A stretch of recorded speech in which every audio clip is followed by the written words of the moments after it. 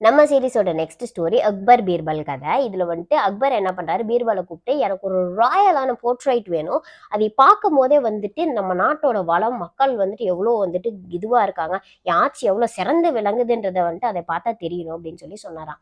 பீர்பலும் வந்துட்டு ஆர்டிஸ்ட்டை கூப்பிட்டு எல்லாம் வரைஞ்சு முடிக்கிறாரு. அக்பர் வந்துட்டு பார்க்கும்போது அக்பரோட மூஞ்சிக்கு பதிலாக அந்த இடத்துல ஒரு கண்ணாடி இருந்துச்சாமா. அதை பார்த்துட்டு இவருக்கு ஒரே சந்தேகம். அப்ப பீர்பல் சொன்னாராமா, உங்களோட நாட்டோட வளம் வந்துட்டு உங்களோட ஃபேஸில் வந்துட்டு இருக்க போறது இல்ல, உங்களோட நாட்டு மக்களோட மூஞ்சில தான் வந்துட்டு அந்த நாட்டோட வளம் வந்துட்டு தெரிய போகுது. அதனாலதான் நான் கண்ணாடி வச்சிருக்கேன். அப்போ ஒருத்தவங்களும் வந்து பார்க்கும்போது அவங்களோட மூஞ்சி வந்துட்டு எவ்வளவு சந்தோஷமா இருக்கோ அதுதான் உங்களோட அருமை பெருமைகளை எல்லாத்தையும் வந்துட்டு எடுத்து சொல்லும் அப்படின்னு சொல்லி சொன்னாராமா.